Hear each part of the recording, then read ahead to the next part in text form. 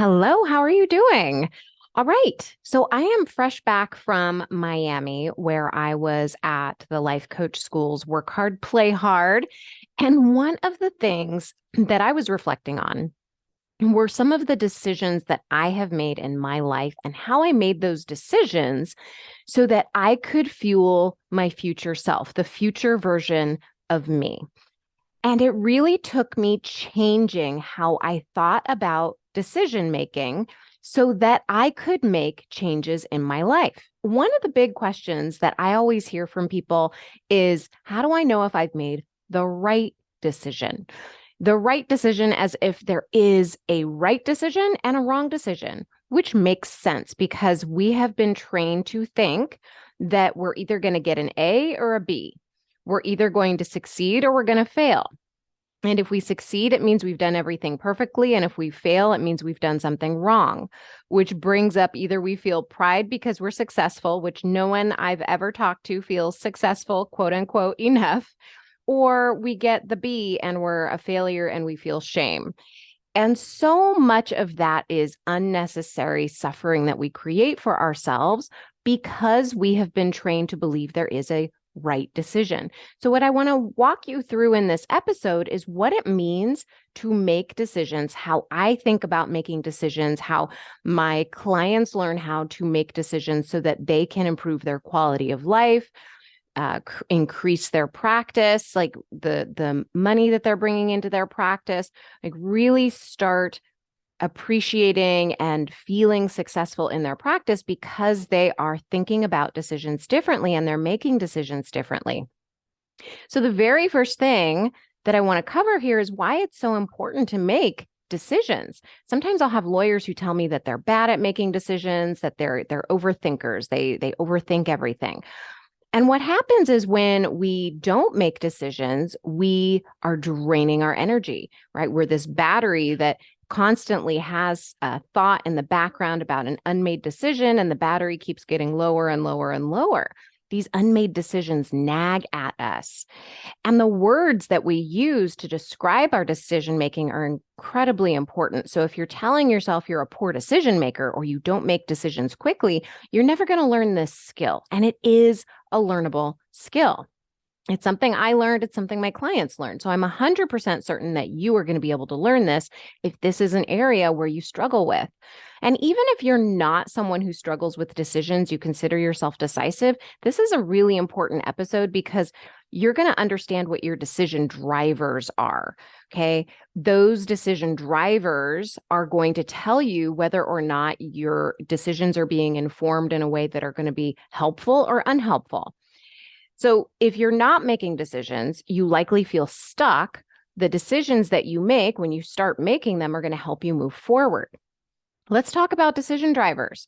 Decision drivers are what inform our decisions, and they literally move us in the direction of whatever is driving us. So these are some of the common decision drivers I hear. What we think other people will think of us if we make a decision, what we think other people will feel, right? So for instance, I'll have clients who tell me that they don't want to tell their employee what to do because they don't want them to feel bad. They don't want to correct them because they don't want them to feel bad. Another driver is how we feel in the moment. Do we feel good? Do we feel bad? We just kind of like let that be the guiding post for the decision we make in the moment. And we also make decisions from what we think we should want. And I used to do this too, which is I think I should want this. It makes sense that I should want this thing. Like, this is what I've been working for my whole life. Shouldn't I be doing this? Like, isn't this what I should be doing? Shouldn't I be a lawyer? Like, right? So those are some of the things that we just have to keep in mind might be driving our decisions. And do we want those driving our decisions? Because if I had continued to make my decisions from those drivers, I would have never turned myself into a morning person. I would have never started a business. I would have never left the law. I would have never done things like fly off to Miami. Like, there's so many things I would not have done in my life if I had continued to listen to those drivers and instead think about making decisions in a way that was focused on what I want and how I wanted to live. So here's how people think, right? They think they know if they're making the right decision. And I'm putting think in quotation marks, okay? So a lot of people will tell me that they think that they're making the right decision if they get an immediate positive response. In other words, somebody they respect tells them that they like it. Or they say that their gut just tells them that it feels right. And a lot of times that really just means that it feels good to them. And I might not totally throw this out the window if you really trust yourself, but most of the lawyers that I talk to haven't built that self-trust with themselves. But if I just want you to be aware of this, because if you're judging a decision of being right and wrong by one of these rubrics, you're likely going to be moving yourself in a direction that isn't going to be one that you want. Because if it feels really good for me and it feels right to me to lay on the couch and watch Netflix instead of recording this podcast, like, you know what I mean? So just understand that feeling good is not something that necessarily is going to be telling you if you're making the right decision for your practice, the right decision to move your family in the direction that you want, the right decision for you to grow and expand. Another rubric people tell me that they use to tell them that they're making the right decision is that their gut tells them that they're wrong. Well, here's the thing about that one. The problem with that is that making decisions can bring a lot up for us. It brings up fear, discomfort, insecurity, and we misinterpret those emotions and think, oh, I've made a wrong decision or I'm going to make a wrong decision, when really all that's happened is that our body has had a physical response to thoughts that we've had, and we're not cleaning that up. So to use that gut check as if it's wrong, if you make a decision, is not going to be helpful for you. I find this really comes up with overthinkers because they have thought themselves into a corner.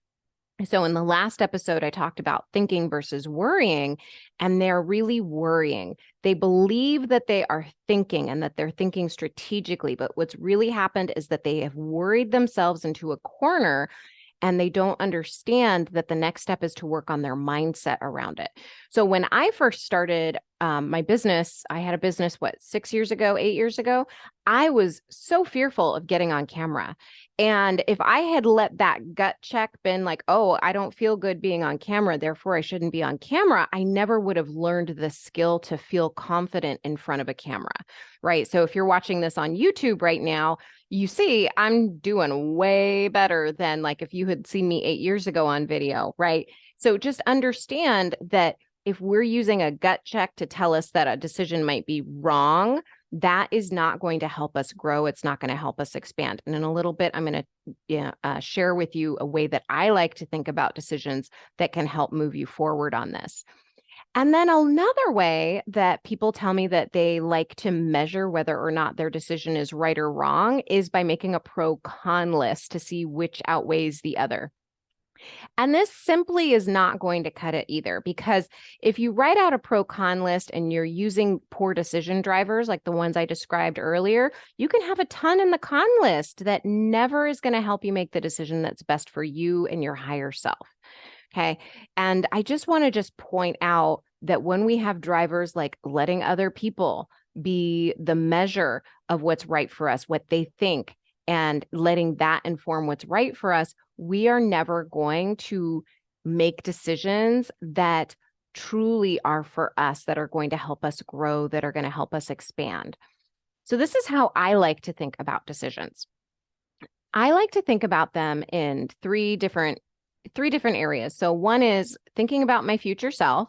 I like to think about what the worst case scenario could be. And I like to ask myself, do I like my reasons? So when I'm thinking about my future self, I like to ask myself, what is the best decision for me a year out from now, a month out from now, a week out from now? This is especially helpful when it comes to my goal planning. I have a goal for the year and I break it down into quarters, then I break it down into months, and then I break it down into weeks. And that is going to direct what actions I take. I'm not going to let how I feel in the moment or what other people think about me determine what actions I'm going to take. Same thing goes. So if you have employees, are you going to let your employees and how they feel dictate how you run your practice versus are you going to decide what's best for your practice and then use that to then steer how you run your practice, how you direct your employees?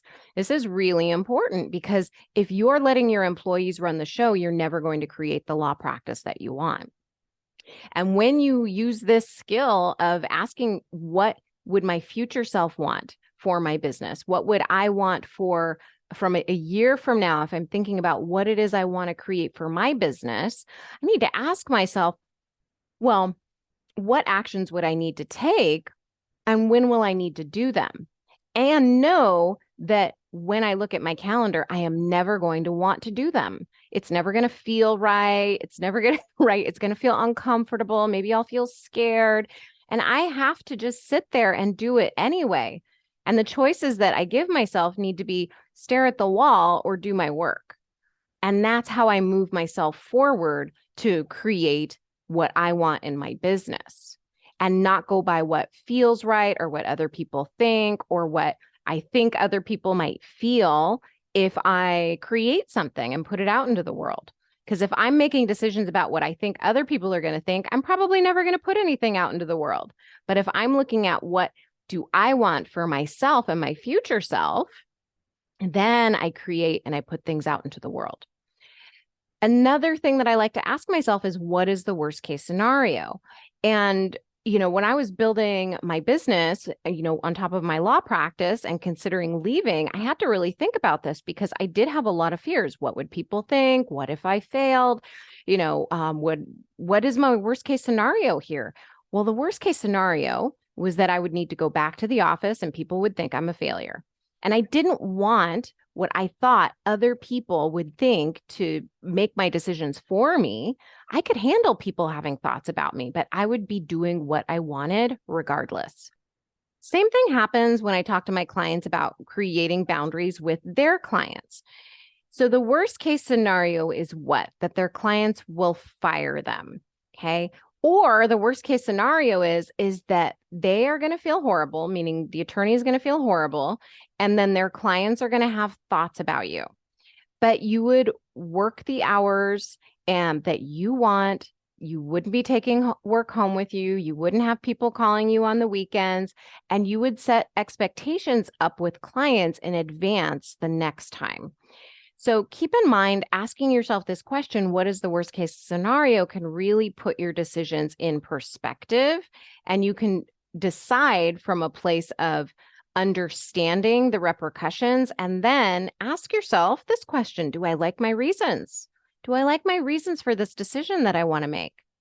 So if it's saying yes or no to an opportunity, deciding to block someone on Instagram, deciding to hire someone or not hire someone, deciding to create that boundary, deciding to leave your job, do you like your reasons? Now, I know that I will not like my reasons if my reasons are because I'm afraid, I'm overwhelmed, or too busy. I never want those to be an excuse for me not to make the decision that I want to make, because I know ultimately those are simply feelings, and I can manage my calendar. I can make priorities. I can figure that out. And you can too, right? So understand where your decision is coming from. And if you are deciding not to do something because it's scary or because you think you don't have time, understand that that is the reason you're making your decision, right? And do you like that? If you're okay with that, fine, right? But understand where your decision is coming from. One of the questions that I get sometimes is, what if I regret the decision? Well, I want you to understand that regret is a decision, right? So we can decide to regret a relationship. We could decide to regret job choices, right? We can ask ourselves things like, should I have stayed at the relationship longer? Should I have stayed at the job longer? But that's really getting into worrying instead of thinking. Like, why fret over something like that when honestly, you get to decide to make a decision right? So remember, there's no such thing as a right or wrong decision. That's how I go into these decisions, right? And this is how I talk to my clients. It's like, okay, here are your options. If there's no right or wrong decision, what decision do you want to make and why? Do you want to back that up or not? Do you want to have your back no matter what or not? So when I left my law job, I had to have my back because, of course, it's really scary, right? It was there for 15 years. I was used to having a regular paycheck. I was like, okay, well, I'm in, let's do this. And I made it the right decision. I went all in on myself and I decided that I was going to have my back no matter what. Whether or not I succeeded or failed, I was going to have my back 100%. And if I needed to go back, that was fine. I could do that. I could feel all the feelings that would be happening for me if I needed to go back. But I decided whether or not I would regret that decision. Same thing goes for you. Like if you are overthinking something and thinking, okay, well, what if I regret this? Why would you decide to regret anything? Why would you make the decision to regret anything that you've done in the past? I look at every single action that I've took as an opportunity to evolve. Every action that I have taken, I have looked at as a place where I have grown in some way. And you can make that decision too. Okay. You get to decide to make every decision that you make the right decision, whether or not you succeed or fail. You can look at any failure and say, I learned so much from that, and I'm going to take that into my next decision. I'm going to take all the learnings that I got from that and make a better decision the next time, right? You keep improving yourself. And how is it that you make this right decision? Well, it's really, you're building up evidence for it, right? You're really looking at, okay, what did I learn that I can take into my next decision? That's how you make it a right decision. One other thing I want you to know is you can always redecide. I had a client, she actually was on the podcast. I will link to her episode in the show notes, but she had a couple options going into working with me around which businesses she wanted to pursue. And what really helped her decide was knowing that she could redecide. Like she could stick with this for 90 days, 6 months, a year. And then at the end of that time period, she could just redecide. She didn't have to stay with it forever. Imagine looking at your decisions like that, how much freedom you would gain behind that if you could redecide. So one area I see this a lot in are lawyers who come to me and they're really scared to hire because they're afraid they're going to get stuck with somebody and they're not going to be able to redecide. Well, one of the opportunities that you have is to structure your employment in a way where you are testing them, where you are giving them small assignments, where you are not committing to, 6 months, a year plus. You're just saying, okay, this is going to be, you're going to get a task first. You are going to be given the opportunity to complete this task. And then we're going to go week by week. And then you're going to get an evaluation each week. We're going to set up expectations for you. And at the end of the week, you're going to get an evaluation. And this is going to go on for 4 weeks, 6 weeks, however you want to structure it. And you can create a contract so that you can have the opportunity to redecide. So understand you can shape things in a way where you have the opportunity to make those decisions. Now, if you find yourself spending a lot of time in indecision, you need to book a strategy session with me because you're using a lot of energy just overthinking problems. And when you get out of indecision, you get unstuck. You have more energy. You can move your life forward. When we feel stuck, it's because we're not making decisions that are going to positively impact our future. In a strategy session, we really look at what your decision drivers are and how they're impacting your life right now, whether you like the decisions that you've made in the past and how you want to structure those in the future. And so if you book a strategy session with me, we're actually going to be looking at this piece by piece so you can see where your decisions are impacting your life. And you can book a call with me at dinacataldo.com/strategy session. So let's kind of run through this real quick. So you know that your decisions are what is going to drive your life forward, right? Your decisions are what is going to create the outcomes in your life. And understanding how you make your decisions, what drives your decisions, is also going to give you an understanding of whether or not you're doing it for yourself or you're doing it for other people. So if you're thinking about what other people will think of you, how they'll feel, how we're going to feel in the moment, right? Or what we think we should be doing, then we're not necessarily looking at what is going to serve our higher self, what is really going to move the needle forward in our practice, what is really going to help us feel fulfilled in our life. And those are the questions that we really need to be asking ourselves so that we are making decisions that are best for us. And really understanding that when we make a decision, lots of times we get fear, we have doubt, all of that is going to come up, and that's normal. It doesn't mean that your decision is wrong. It doesn't mean that your decision isn't going to serve your future. What it means is that there is some room for growth here. There's some expansion that needs to happen there. That was something that I really felt acutely, was fear whenever I was doing something new. And I understood that fear was actually going to take me to the next level, that feeling fear meant I was going in the right direction. And when I thought of it that way, then I understood, oh, the decisions that I need to be making for expansion are just going to feel uncomfortable. They're just not going to feel good. And so we can't use that as the rubric for are we making a right decision, is just feeling good, because the decisions that are best for us are not always going to feel good. And when you're thinking about making decisions, ask yourself, would my future self want this? What's the worst case scenario? And do I like my reasons for my decisions? All right, my friend, that is what I have for you this week. I hope you have a wonderful rest of your week. And I'd really like to ask you a favor. Share this podcast with somebody who needs it. I know that there are so many lawyers that I talk to that want help with time management and decision making and goal setting and achieving and really calming down their practice so they can feel more peace as they're growing their practice. And I know this podcast can help them.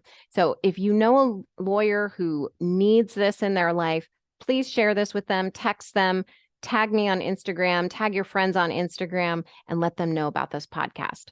All right, my friend, I hope you have a fabulous day. Talk to you soon.